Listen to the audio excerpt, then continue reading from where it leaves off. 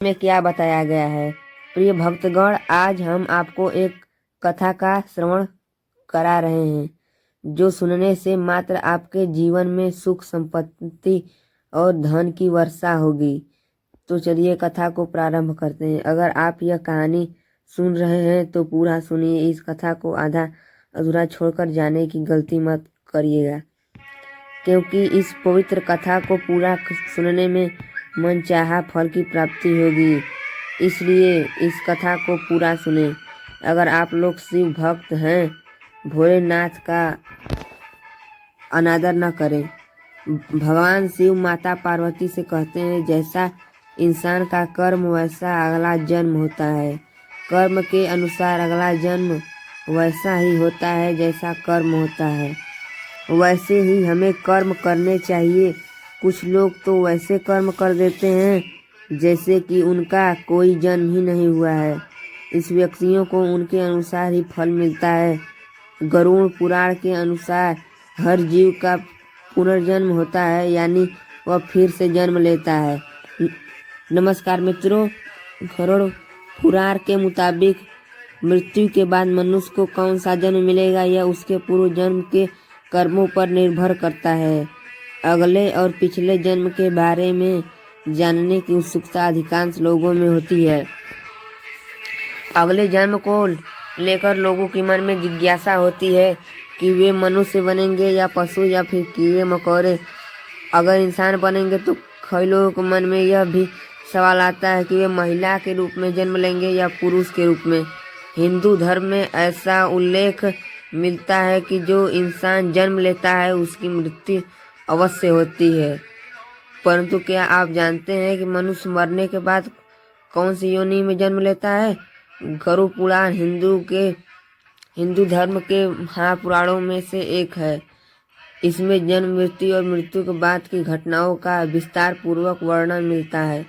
इस पुराण में ऐसी कई बातें बताई गई हैं जिन्हें अपनाने से व्यक्ति अपने जीवन की स्थिति सुधार सकता है। इन महापुराणों में गरुड़ पुराण बहुत महत्वपूर्ण है, जो कि सनातन धर्म में किसी व्यक्ति की मृत्यु के बाद उसे पढ़ा जाता है।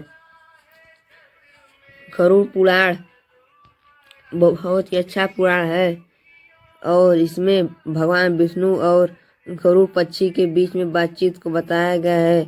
साथ ही इसमें व्यक्ति के चरित्र के बारे में भी बताया गया है। चरित्र के बारे में बताया गया है। ईश्वर की दृष्टि में जो अच्छे कर्म यानी आपके काम होते हैं उन्हें पुण्य कहा जाता है और जो बुरे कर्म होते हैं उन्हें पाप कहा जाता है। गरुड़ पुराण और कठोपनिषद में उल्लेख मिलता है कि मनुष्य धरती पर जो कुछ भी पाप करता है उन सभी पापों को अलग अलग सजा बारी बारी से मिलती है। गरुड़ पुराण के अनुसार जो व्यक्ति अच्छे कर्म करता है उसे स्वर्ग में जगह मिलती है, वही बुरे कर्मों के लिए नरक में जगह का सामना करना पड़ता है। आज हम आपको इसी के बारे में बताने जा रहे हैं दोस्तों। गधे, कुत्ते, बिल्ली, सांप, बंदर, गिरगिट, बकरा, बकरी, भेड़िया, गाय, कछुआ, कीड़े मकोड़े, कोई पशु पक्षी, पेड़ पौधे, स्त्री आदि में हर पापी मनुष्य का जन्म होता है। यहाँ सबसे पहले आपको यह जानना जरूरी है कि क्या सच में पूर्ण जन्म होता है। मित्रों, इस बात को एक उदाहरण से समझते हैं। कई बार बच्चे का जन्म होता है तो उसमें कई प्रकार का दोष होता है। कुछ बच्चे किन्नर पैदा होते हैं या फिर तो वो ऐसे पैदा होते हैं जिनमें कोई भी शारीरिक दोष होता है, जैसे कोई जन्म से ही विकलांग होता है या जन्म से ही देखने में असमर्थ होता है। ऐसा भी होता है कि कुछ बच्चों को जन्म से ही मल मूत्र का द्वार नहीं होता है। इसके पीछे विज्ञान अपने तर्क देता है, पर हम शास्त्र के अनुसार बताएंगे कि इस जीवन में बच्चे की उसके पिछले जन्म के कर्मों का आधार पर कष्ट भोगना तय होता है। इसलिए शारीरिक असमर्थता भी साथ साथ आती है। गरुड़ पुराण के लिखा है कि पांडव भाइयों को उनके अपने अपने कर्मों के अनुसार अलग अलग घरों में जन्म मिला था और गरुड़ पुराण में विस्तार से बताया गया है कि जब तक शिशु माँ की कोख में रहता है तब तक उसे पिछले जन्म का सब कुछ याद रहता है। उसे यह भी स्मरण होता है कि उसने पिछले जन्म के क्या क्या किए थे। दुखी होकर वह जीव ईश्वर में से प्रार्थना करता है कि इस जीवन में वह सत्कर्म करेगा और भगवान का नाम जपता रहेगा। यदि शिशु माता के गर्भ में निकलकर इस पृथ्वी पर आता है तो ईश्वर उसकी पिछले जन्म की याददाश्त मिटा देते हैं, यानी उसके दिमाग से पिछले जन्म की बातें भुला दी जाती है और वह जीव फिर से सब कुछ भूलकर मोह माया में उलझ जाता है। इस कारण उसके पास परमात्मा के लिए समझ नहीं बचता है। अब आइए फिर अपनी बातों पर वापस जाते हैं। जैसे कि कर्म के अनुसार अलग अलग जन्म मिलते हैं। पहले कछुए का जन्म माता पिता को कष्ट पहुँचाने वाली संतान या भाई बहन की हड़ताड़ित करने वाले मनुष्य कछुआ की योनि में जन्म लेते हैं। कई बार गलत कार्य करने वाले लोग सोचते हैं कि कोई उन्हें देख नहीं रहा है, इसलिए कई बार लोग ऐसे पाप कर बैठते हैं कि जिनके गंभीर परिणाम इस जीवन में के अलावा अगले जीवन में भी भुगतने पड़ते हैं। मित्रों, कछुए के जीवन काल बहुत लंबा होता है। कछुआ 60 या 100 साल नहीं जीता, बल्कि उनका जीवन काल 300 से 500 वर्षों के बीच होता है। उसका जीवन नहीं बल्कि उसके पिछले जन्मों का कर्म होता है। इस काल में उसे जीना पड़ता है, यही उसका कर्म होता है। यानी इस अपराध की सजा बेहद लंबी होती है, कठिन होती है। स्त्री का जन्म किसे मिलता है? गरुड़ पुराण के अनुसार जब आत्मा को शरीर के अनुरूप व्यवहार में ढलकर अपना कर्म करना होता है तो शरीर के जरिए वह अपना काम करता है। शरीर के जरिए अपना काम करता है। वह आत्मा अपने जन्म के उद्देश्य को सार्थक या निरर्थक बना सकती है। अच्छे कर्म करके आत्मा मुक्ति के मार्ग पर अग्रसर हो जाती है और बुरे कर्म करके अपनी स्थिति को भविष्य में बदतर बना सकती है। यदि कोई पुरुष महिलाओं जैसा आचरण करता है, स्वभाव से महिलाओं वाली आदतें ले जाता है, तो ऐसे पुरुषों को अगले जन्म में स्त्री या स्त्री का रूप मिलता है। बंदर की योनि में इस जन्म से मनुष्य योनि में मिलने का अर्थ यह नहीं है कि अगला जन्म भी इसी योनि में मिलेगा, क्योंकि जीवन मरण और अलग जन्म सब कुछ कर्मों के आधार पर ही होता है। व्यक्ति जन्म लेता है और अपने मालिक का विश्वास बनता है, लेकिन बाद में उसका विश्वास तोड़ देता है और उसका सामान्य जीवन काल लगभग 30 वर्ष का होता है। मित्रों, धर्म ग्रंथों के अनुसार इसके पीछे का कारण कर्म फल दोष बताया गया है। गरुड़ पुराण में मनुष्य के हर कर्म का लेखा जोखा दिया गया है, जो न केवल उसके पाप और पुण्य का निर्धारण करता है, बल्कि मरने के बाद मिलने वाली सजा और अगले जन्म की योनि के बारे में भी बताया गया है। जो व्यक्ति लूटपाट करता है, जानवरों को सताता है और शिकार करके अपने परिवारों का पालन पोषण करता है, उसे अगले जन्म में किसी कसाई के हाथों मृत्यु प्राप्त होती है, यानी वह जानवर के रूप में जन्म लेता है। और गरुड़ पुराण के मुताबिक जो व्यक्ति मृत्यु के समय भगवान का नाम लेता है, भगवान उसकी मुक्ति का स्वर्ग मार्ग खोल देते हैं। यही वजह है कि शास्त्रों में मरते समय राम नाम लेना महत्वपूर्ण बताया गया है। अब सवाल आता है कि जो व्यक्ति गधे का जन्म कौन भोगता है? मित्रों, गरुड़ पुराण के अनुसार अपने सच्चे मित्रों का अपमान करने वाला व्यक्ति गधे की योनि में जन्म लेता है। गधे का जीवन काल लगभग 30 से 35 वर्ष तक होता है।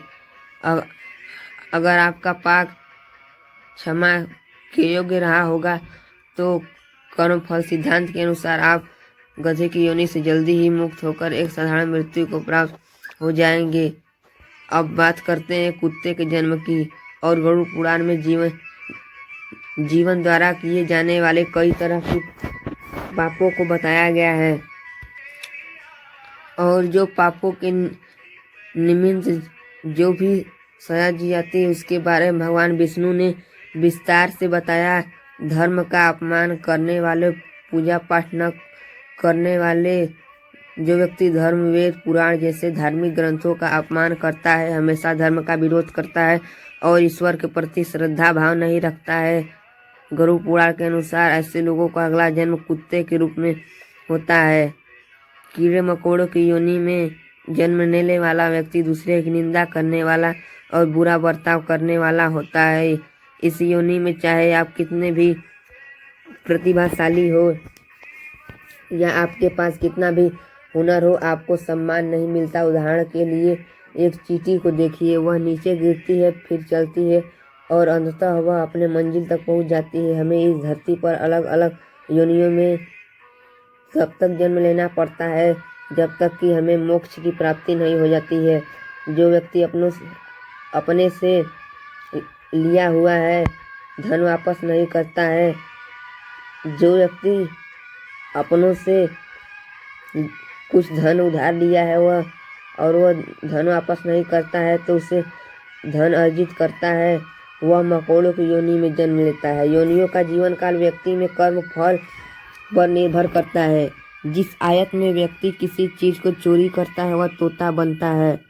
वही सुगंधित अनाज की चोरी करने वाले व्यक्ति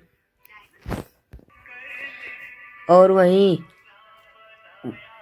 जो व्यक्ति सुगंधित पदार्थ की चोरी करता है वह छछूंदर के रूप में जन्म लेता है। यदि अपराध चोरी से बड़ा हो तो और भी कष्टदायी योनि प्राप्त होती है। चालाकी से दूसरों को मूर्ख बनाकर ठगी करने वाले, उनका लाभ उठाने वाले मृत्यु के बाद नरक में जाते हैं और अगले जन्म में उल्लू के रूप में जन्म लेते हैं। और जो व्यक्ति पराई स्त्री से संबंध बनाता है उसे नरक में जाना पड़ता है और गरुड़ पुराण के अनुसार ऐसे पुरुषों को वहाँ कई कष्ट भोगने पड़ते हैं। इसके बाद उससे अलग अलग योनियों में एक के बाद एक कई जन्म लेने पड़ते हैं। वह सबसे पहले भेड़िया बनता है, फिर कुत्ते के रूप में जन्म लेता है, उसके बाद सियार, फिर गिद्ध, फिर सांप, फिर कौवा और अंत में बगुला बनता है। इस सभी योनियों के कष्ट झेलने के बाद उसे फिर से मनुष्य योनि प्राप्त होती है। ऐसे सारी महिलाओं से जो किसी गैर मर्द के साथ संबंध बनाती है उसे नरक की यातनाएं भोगने पड़ती है और अगले जन्म में वह छिपकली, सांप या चमगादड़ के रूप में जन्म लेती है। लेकिन जो व्यक्ति किसी स्त्री के साथ जबरदस्ती संबंध बनाता है उसे नरक में भोगने पड़ते हैं और कई योनियों में जन्म लेने के बाद मनुष्य योनि में किन्नर के रूप में जन्म मिलता है। गाली गलौज करने वालों को कौन सी योनि मिलती है मित्रों, इसे माना जाता है कि कंठ में माँ सरस्वती का वास होता है। इसलिए जिन लोगों की वाणी में मधुरता नहीं होती है, दूसरों को पूरा बुरा भला कहते हैं, हमेशा गाली गलौज करते हैं, तो इसे गरुड़ पुराण के अनुसार बताया गया है कि उनका अगले जन्म में बकरे के रूप में होता है। जो मनुष्य स्त्री की हत्या, गर्भपात या गाय की हत्या करता है वह अगले जन्म में मूर्ख और कुबड़ा बनकर जन्म लेता है। और गरुड़ पुराण के मुताबिक जो व्यक्ति मृत्यु के बाद समय का भगवान के नाम नहीं लेता है, भगवान उसके लिए मुक्ति का मार्ग खोल देते हैं। जो व्यक्ति भगवान का नाम लेता है उसके लिए मुक्ति का मार्ग खोल देते हैं। यही कारण है कि शास्त्रों में मरते मरते समय राम का नाम लेना महत्वपूर्ण बताया गया है और गरुड़ पुराण में बताया गया है कि जो व्यक्ति बड़े भाई का अपमान करता है और सम्मान नहीं करता है और उसे लज्जित करता है, अगले जन्म में वह व्यक्ति कौवा नामक पक्षी के रूप में जन्म लेता है। इस योनि में उसे 5 वर्षों तक का कष्ट भोगना पड़ता है, उसके बाद ही उसे मनुष्य योनि में प्राप्त होता है। गरुड़ पुराण के अनुसार जो व्यक्ति दूसरों के लिए अच्छा सोचता है, धर्म को मानता है, धार्मिक कार्यों में विशेष विश्वास रखता है, पशुओं से प्रेम करता है, माता पिता का आदर और सम्मान करता है और अपने गुरु के द्वारा बताए गए मार्ग पर चलता है, तो उस जीव की आत्मा स्वर्ग में जाती है और वह उसके लिए मोक्ष के दरवाजे खोल दिए जाते हैं। मांस खाने वाले व्यक्ति को अगले जन्म में अंगों के संबंधित समस्याएं होती है। शराब पीने वालों के दांत काले हो जाते हैं और जीभ के स्वाद के कारण न खाने वाली चीज़ों को खा लेने से ब्राह्मण जलोदर होता है। पेट में पानी भर जाने की बीमारी के चलते पेट फूल जाता है। दूसरों का ध्यान किए बिना मीठा खाने वालों को गले संबंधी बीमारियां रहती हैं। श्राद्ध के समय अशुद्ध दान देने वाले लोगों का कुष्ठ रोग होता है। मित्रों, ये सारी बातें सुनने के बाद आपके मन में एक प्रश्न अवश्य उठा होगा कि जो पुनर्जन्म में श्रद्धा क्यों मिलती है, क्यों हमें मनुष्य जन्म नहीं मिलता। इस प्रश्न का उत्तर भगवान विष्णु ने अपने वाहन पक्षीराज गरुड़ को इस तरह बताया है कि गरुड़ पुराण में क्या है, आइए जानते हैं। कई बार जीवन आत्माओं के बुरे होते हैं क्योंकि जीवन नरक में भोगना पड़ता है, लेकिन अगले जन्म में जैसे ही किसी महिला के साथ दुष्कर्म करने वाली पापी आत्मा अगले जन्म में किन्नर के रूप में पैदा होते हैं। इसे हमारे धर्म ग्रंथों में कर्म फल या सिद्धांत कहा गया है, यानी जैसी करनी वैसी भरनी। पाप बड़ा है तो सजा लंबी मिलेगी और अत्यंत दुखदायी भी होगी, और यदि आप पाप कर्म सामान्य है तो सजा भी कम मिलेगी। मित्रों, मनुष्य जन्म कितना भी दुर्लभ है ये आप जान ही गए हैं। क्या आप मनुष्य योनि में जन्म लेना चाहते हैं या जीवन मृत्यु के बाद इस कर्म चक्र से निकलना चाहते हैं तो इस जन्म में अच्छे कर्म करें और ईश्वर की भक्ति करें। अभी तो आपने मनुष्य योनि में जन्म लिए हैं, लेकिन इससे पहले आपका किसी योनि में जन्म हुआ था। आइए इस पर विस्तार से जान लेते हैं। जब भी आप सोने जाएं तो अपनी आंखें बंद करके उल्टे क्रम में अपनी दिनचर्या की घटना को क्रम को याद करें। जैसे सोने से पहले आप क्या याद कर रहे थे, आप हमें कमेंट बता सकते हैं तो हम बताएंगे उसके बारे में। तो आइए जानते हैं। फिर उससे पहले क्या कर रहे थे और भी गहराई में पाए और देखे उसमें पहले आप क्या कर रहे थे। इस तरह की स्मृतियों को सुबह उठने तक ले जाएं और दिनचर्या का क्रम जारी रखते हुए अपनी याददाश्त को बढ़ाते जाए। ध्यान के साथ इस जाति स्मरण अभ्यास जारी रखने के लिए महीनों बाद आपकी याददाश्त आ जाती है, बढ़ेगी और नए अनुभवों के साथ पिछले जन्म को जानने द्वारा भी खुलने लगेगा। मित्रों, यह साधना कठिन जरूर है, लेकिन ये योगाभ्यासी के लिए सरल है। सम्मोहन क्रिया से भी पिछला जन्म जाना जा सकता है। इस वीडियो को बोलते समय तो भी कोई त्रुटि हो तो मुझे क्षमा कर देना। उम्मीद है कि आप सभी यह वीडियो को अच्छा लगा होगा और आप लोगों को दिल से धन्यवाद करता हूँ कि वीडियो तो सुनने के बाद प्रिय दोस्तों लाइक और सब्सक्राइब कर दीजिए। ऐसी वीडियो सुनने के लिए पेज को फॉलो करें और शेयर कर दें। जय श्री कृष्णा।